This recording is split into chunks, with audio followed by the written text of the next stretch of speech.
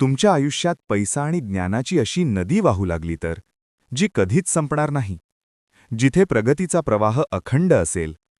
नमस्कार, मी नवल शिंदे. तुम्ही आजवर अनेक मंत्र, यंत्र आणि विधी ऐकले असतील.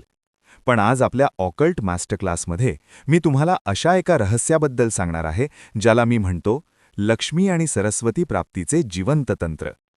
हे तंत्र कोणतेही जादूटोणा किंवा अंधारातील विधी नाही, तर तुमच्या स्वतःच्या जीवनातील तमस, रजस आणि सत्व या 3 गुणांचा असा खेळ आहे, जो समजला तर लक्ष्मी आणि सरस्वती स्वतः तुमचा हात धरून चालू लागतील. जर तुमची प्रगती थांबली असेल, कामात अडथळे येत असतील किंवा पैशाचा ओघ थांबला असेल, तर हा भाग शेवटपर्यंत पहा, कारण आज तुमची जगण्याची दृष्टी बदलणार आहे. चला तर मग सुरू करूया हा अद्भुत प्रवास फक्त आपल्या नवल शिंदे ओम श्रीम ऑरा अँड ॲस्ट्रो वास्तू चॅनलवर. नमस्कार. आणि आजच्या या अत्यंत रंजक, विचार करायला लावणाऱ्या सखोल चर्चेत स्वागत आहे. आजचा आपला विषय खरोखरच वेगळा आहे. ऐकणाऱ्यांना जर कधी असा प्रश्न पडला असेल की जीवनात संपत्ती आणि ज्ञान खऱ्या अर्थाने आकर्षित करण्याचं रहस्य काय आहे, तर आजच्या विश्लेषणात नक्कीच काहीतरी भारी सापडणार आहे. आपण आज तंत्राबद्दल बोलणार आहोत. पण थांबा, इंटरनेटवर चालणारा, तो अंधारात दिवे लावणारा किंवा जादूटोणा करणारा तंत्र नाही बरं का. आपण प्रत्यक्ष जीवनात घडणाऱ्या एका जिवंत तंत्रावर चर्चा करणार आहोत. हो, अगदी बरोबर. कारण तंत्र या शब्दाचा मूळ अर्थच मुळी एक प्रणाली किंवा सिस्टम असा होतो. आणि आज आपण स्पिरिच्युअल तंत्र for earning money and attracting knowledge या अत्यंत अभ्यासपूर्ण व्हिडिओमधील माहितीचं विश्लेषण करणार आहोत. या स्रोताच्या माध्यमातून पैसा म्हणजेच लक्ष्मी आणि ज्ञान म्हणजेच सरस्वती यांना आपल्या जीवनात कसं प्रवाहित ठेवायचं याचं खरं रहस्य आपण दैनंदिन उदाहरणांवरून समजून घेणार आहोत. ठीक आहे, आपण हे थोडं उलगडून पाहूया, कारण हा विषय वरवर दिसतो त्यापेक्षा खूप खोल आहे. सुरुवातीलाच या व्हिडिओमध्ये एक अत्यंत महत्त्वाची संकल्पना मांडली आहे, ती म्हणजे पैसा आणि ज्ञान या दोन्ही गोष्टींना आपण स्थिर किंवा साठवून ठेवण्याच्या वस्तू मानू नये. त्या एका वाहत्या ऊर्जेसारख्या आहेत, नदीच्या प्रवाहासारख्या. नक्कीच. मूळ स्रोतामध्ये या दोन्ही गोष्टींची तुलना वाहत्या पाण्याशी केली आहे. पैशाचा प्रवाह हा वाहत्या पाण्यासारखा असतो. तो निसर्गतः कधीच एका जागी थांबत नाही. पण मानवी प्रवृत्ती अशी असते की आपण त्याला साठवून कोंडून ठेवण्याचा प्रयत्न करतो, जसे की काळा पैसा किंवा भ्रष्टाचार करून तो लपवून ठेवणं. निसर्गाचा नियम असा आहे की अशी साठवलेली ऊर्जा तिथे कायमची टिकत नाही. नोटबंदीसारखी ऐतिहासिक उदाहरणं आपण पाहिली आहेत, जिथे चुकीच्या मार्गाने साचवलेली ही ऊर्जा एका झटक्यात वाहून जाते. शक्य आहे. हां, खूप चांगला प्रश्न आहे. प्रवाही ठेवणं याचा अर्थ उधळपट्टी करणं असं मुळीच नाही. प्रवाही ठेवणं म्हणजे पैशाला योग्य त्या कामासाठी, योग्य त्या हेतूने चलनात ठेवणं. पैशाची गुंतवणूक करणं, गरजू गोष्टींवर खर्च करणं किंवा समाजोपयोगी कामात लावणं हा त्याचा प्रवाह आहे. तो केवळ तिजोरीत सडत ठेवणं म्हणजे प्रवाहात थांबवणं. आणि ज्ञानाच्या बाबतीतही नेमका हाच नियम लागू होतो. अच्छा, म्हणजे जे लोक भरपूर वाचतात, शिकतात, पण ते ज्ञान कोणाला वाटत नाहीत, त्यांच्याबद्दल आपण बोलतोय का इथे? होय, अगदी तेच.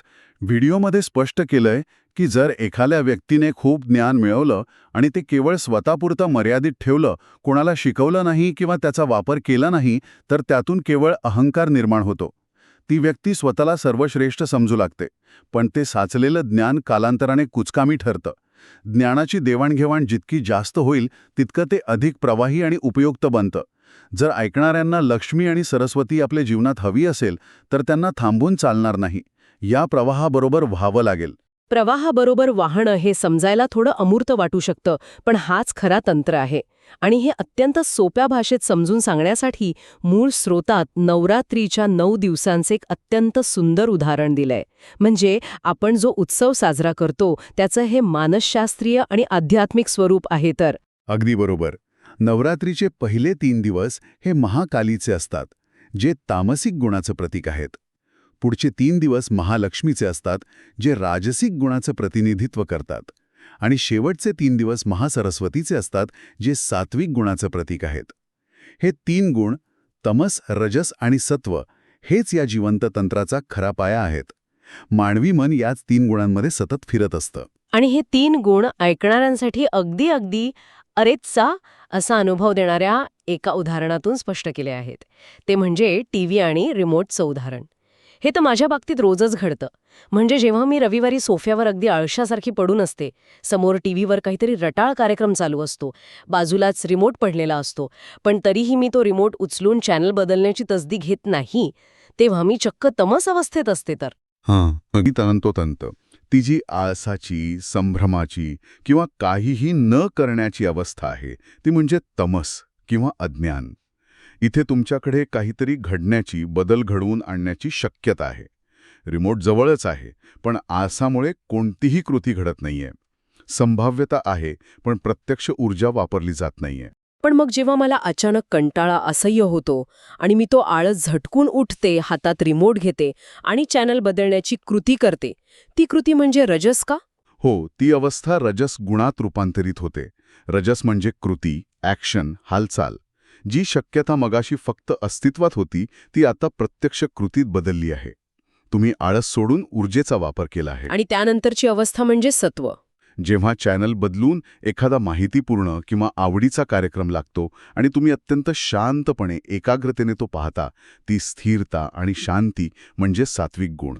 आता इथेच हा विषय खऱ्या अर्थाने रंजक होतो, कारण व्हिडिओमध्ये एक अत्यंत कुतूहल निर्माण करणारा प्रश्न विचारला आहे. नवरात्रीत प्रत्येक देवाला 3-3 दिवस का दिले आहेत?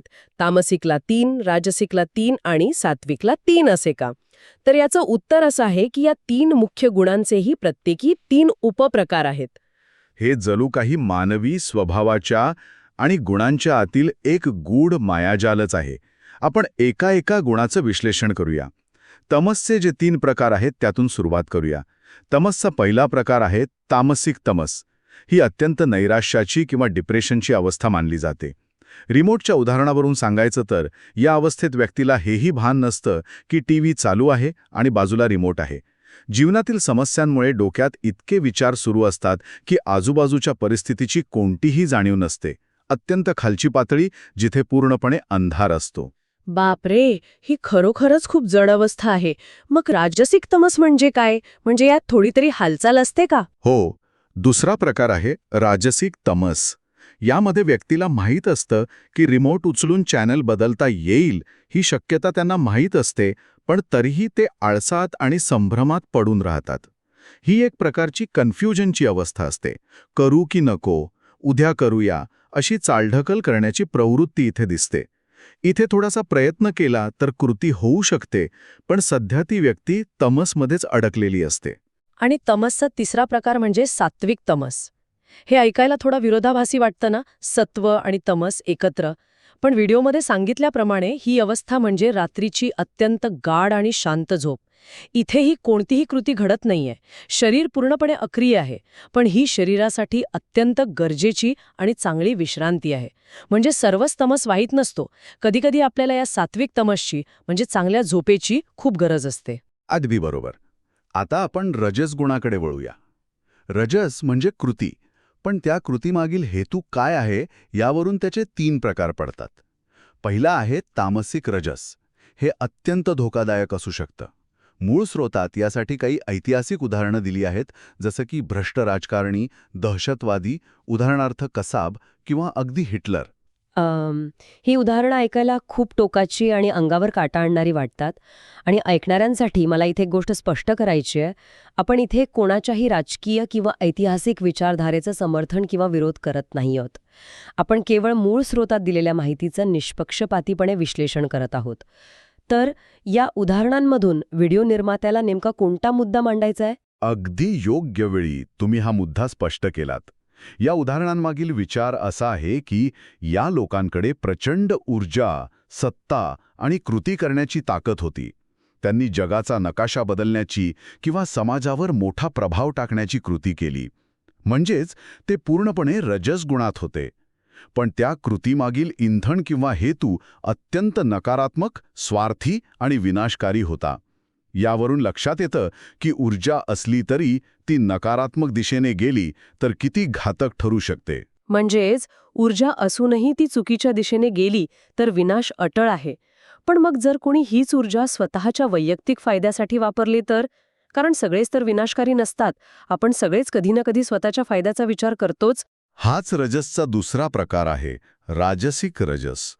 यामध्ये कृती असते, मेहनत असते, पण ती स्वार्थासाठी केलेली असते. जसे की ऑलिम्पिकमध्ये खेळणारा एखादा खेळाडू. तो रात्रंदिवस मेहनत करतोय, घाम गाळतोय, पण त्याचं अंतिम ध्येय स्वतःसाठी पदक जिंकणं, स्वतःचं नाव मोठं करणं हेच असतं. किंवा एखादा राजा जो प्रजेची खूप काळजी घेतो, पण त्यामागे त्याची स्वतःची सत्ता टिकवण्याचा स्वार्थ असतो. व्हिडिओमध्ये यासाठी जे रोजच्या जीवनातलं उदाहरण दिलं आहे ते मला खूपच मार्मिक वाटलं. केवळ टॅक्स वाचवण्यासाठी किंवा पेपरमध्ये नाव यावं म्हणून दानधर्म करणारे लोक. म्हणजे लाख रुपयांचं दान करायचं, पण मनात कॅल्क्युलेटर चालू असतं की यामुळे माझा किती इन्कम टॅक्स वाचेल. इथे कृती चांगली आहे, पण हेतू पूर्णपणे स्वार्थी आणि राजसिक आहे. हो ना. आणि म्हणूनच रजसचा तिसरा आणि सर्वोच्च प्रकार येतो, सात्विक रजस. ही अशी कृती आहे जी योग्य दिशेने, अत्यंत स्पष्टतेने आणि दुसऱ्यांच्या भल्यासाठी केली जाते. उदाहरणादाखल एखादा सेवाभावी डॉक्टर जो केवळ पैसे कमवण्यासाठी नाही तर रुग्णांची निस्वार्थ सेवा करण्यासाठी काम करतो. किंवा असा एखादा व्यक्ती जो पैसा कमवतो पण पैशाची हाव न ठेवता केवळ आपले आणि कुटुंबाचे जीवन स्थिर करण्यासाठी आणि आध्यात्मिक वाटचालीसाठी आवश्यक तेवढाच पैसा कमवतो, त्याला स्वतःच्या ऊर्जेची पूर्ण स्पष्टता असते. आता आपण सत्वगुणांच्या 3 उपप्रकारांकडे येऊया. इथे तर अजूनच गुंतागुंतीच्या मानवी भावनांचं दर्शन घडतं. तामसिक सत्व हा पहिला प्रकार. व्हिडिओमध्ये यासाठी एका नात्याचं म्हणजे एका रिलेशनशिपचं उदाहरण दिलं आहे. एखादी व्यक्ती अशा नात्यात असते जिथे जोडीदार फसवतोय हे स्पष्ट दिसत असतं, पण तरीही ती व्यक्ती प्रेमाच्या भ्रमात राहून सगळं काही ठीक आहे असं मानत राहते. होय, हा एक प्रकारचा खोटा समजूतदारपणा किंवा इल्युजन आहे. वरवर पाहता त्या व्यक्तीला वाटतं की आपण शांत आहोत, आपण सात्विक अवस्थेत आहोत, पण आतून फसवणूक आणि अंधार असतो. वास्तवाकडे डोळेझाक करून मिळवलेली ती खोटी शांती असते. यानंतरचा जो प्रकार आहे, राजसिक सत्व, तो समजून घेणं खूप गरजेचं आहे. कारण यासाठी व्हिडिओ निर्मात्याने स्वतःचंच अत्यंत प्रामाणिक उदाहरण दिलं आहे. ते म्हणतात की ते स्वतः व्हिडिओच्या माध्यमातून अत्यंत उच्च प्रतीचं आध्यात्मिक ज्ञान लोकांना देत आहेत. त्यांचा हेतू सात्विक आहे, पण या व्हिडिओच्या माध्यमातून जो काही पैसा येईल तो ते स्वतःचं जीवन स्थिर करण्यासाठी वापरणार आहेत. आणि यात काहीही गैर नाही, यात कोणताही वाईट स्वार्थ नाही, लोकांना फसवण्याचा हेतू नाही. केवळ स्वतःचं जीवन स्थिर ठेवून इतरांना ज्ञान देणं ही राजसिक सत्वाची अवस्था आहे. यासाठी त्यांनी संत कबीरांच्या एका दोहाचा खूप सुंदर संदर्भ दिला आहे. साई इतना दीजिये जामे कुटुंब समाय. मला आणि माझ्या कुटुंबाला पुरेल इतकंच मला दे, आणि दारात आलेला अतिथी उपाशी जाणार नाही एवढीच माझी गरज आहे. ही एक अत्यंत संतुलित अवस्था आहे. आणि सत्वाचा अंतिम प्रकार म्हणजे सात्विक सत्व. ही एक प्रकारची समाधी अवस्था आहे. स्वतःसाठी किंवा जगासाठी कोणतीही लालसा नसलेली स्थिती. जागृत संत जसे की कबीर हे या अवस्थेत असतात, जिथे कसलीही अपेक्षा उरत नाही, केवळ एक परिपूर्ण स्थिरता असते. आता हे सगळे 9 गुण ऐकल्यानंतर कुणालाही वाटेल की अरे बापरे, हे खूपच क्लिष्ट आहे. तर या सगळ्याचा नेमका अर्थ काय होतो?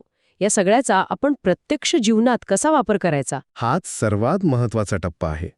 खरा तंत्र म्हणजे जागरूकता. सध्या आपण कोणत्या गुणात आहोत हे ओळखता येणं हीच ती पहिली पायरी आहे. आपण कोणत्याही एका गुणात कायमचे अडकून राहू शकत नाही. जर कोणी संभ्रमात अडकले असेल, जे राजसिक तमसचे लक्षण आहे, तर त्यांनी तिथेच न थांबता कोणताही एक निर्णय घेऊन कृतीत म्हणजेच रजस गुणात पाऊल टाकणं गरजेचं आहे. जर तुम्ही तमसमध्येच अडकून राहिलात तर लक्ष्मी आणि सरस्वतीचा प्रवाह तुमच्यापासून दूर जाईल. यासाठी व्हिडिओ निर्मात्याने स्वतःच्याच संघर्षाचं दिलेलं उदाहरण खूपच बोलकं आहे.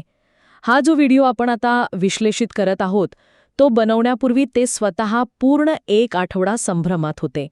हा विषय लोकांना समजेल का, व्हिडिओ बनवावा की नको, या विचारात ते अडकले होते. म्हणजेच ते राजसिक तमसमध्ये होते. पण त्यांनी एक साधा नियम पाळला. ते केवळ उठले, खुर्चीवर बसले आणि त्यांनी कॅमेरा चालू केला. बरोबर. त्यांनी काय केलं? त्यांनी तमसमधून रजसमध्ये फक्त 1 पाऊल टाकलं, कृती केली, आणि जसजसे ते बोलू लागले तसतसे त्यांना स्पष्टता मिळत गेली. म्हणजेच ज्ञान किंवा सरस्वती त्यांच्याकडे आली.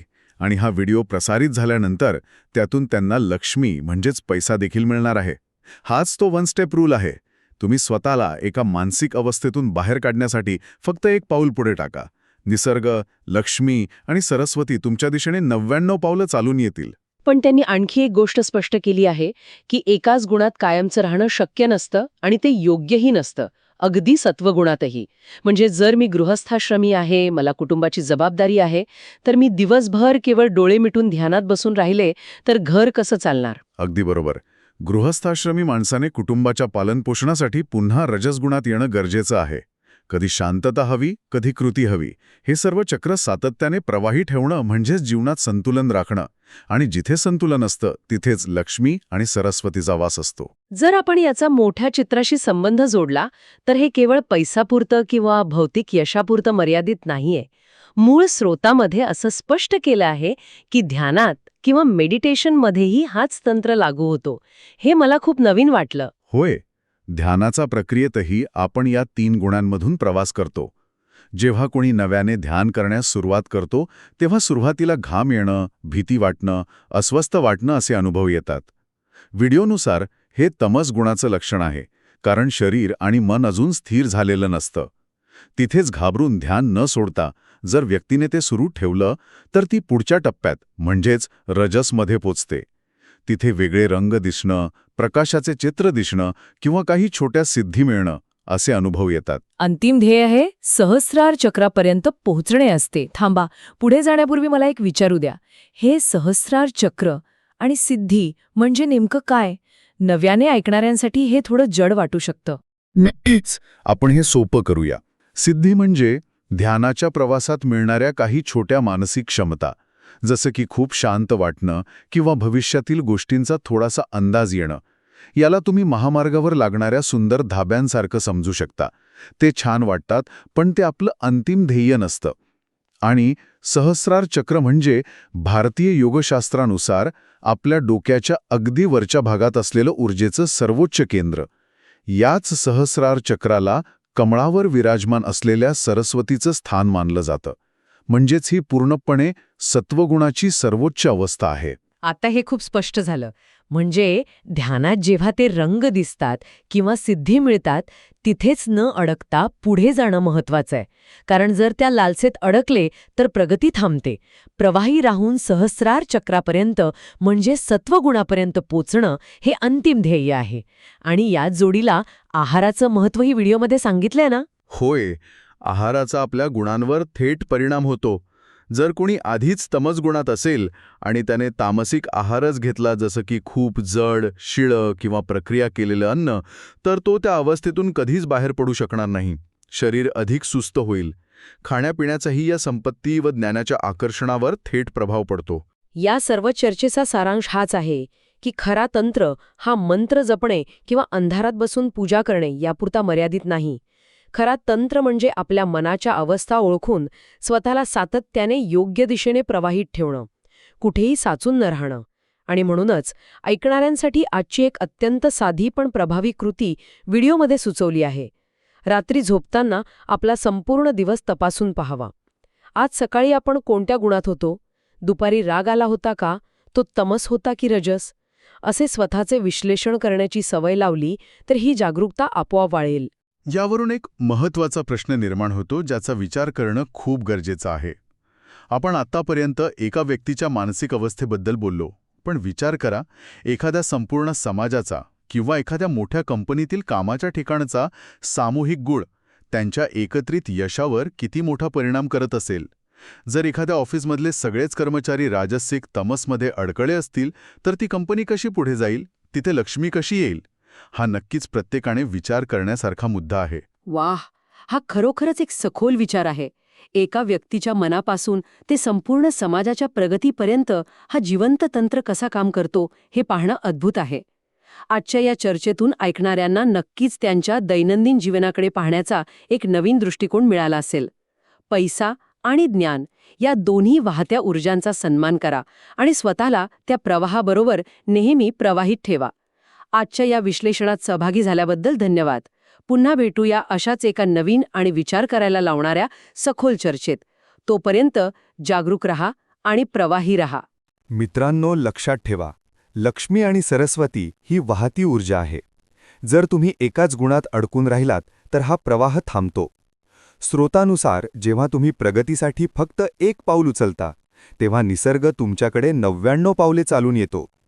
आजचा हा लक्ष्मी आणि सरस्वती प्राप्तीचे जिवंत तंत्र हा भाग तुम्हाला कसा वाटला आणि तुम्ही आज कोणते एक पाऊल उचलणार आहात हे मला कमेंटमध्ये नक्की कळवा. हा व्हिडिओ तुमच्या मित्रपरिवारासोबत शेअर करा, कारण ज्ञानाचा प्रवाह जेवढा वाढेल तेवढीच सरस्वतीची कृपा तुमच्यावर राहील. अशाच गूढ आणि जीवनावश्यक रहस्यांसाठी नवल शिंदे ओम श्रीम ऑरा अँड ॲस्ट्रो वास्तू या चॅनलला आत्ताच सबस्क्राईब करा आणि बेल आयकॉन दाबायला विसरू नका. मी नवल शिंदे तुमची रजा घेतो. प्रवाहित रहा, प्रगत व्हा. धन्यवाद.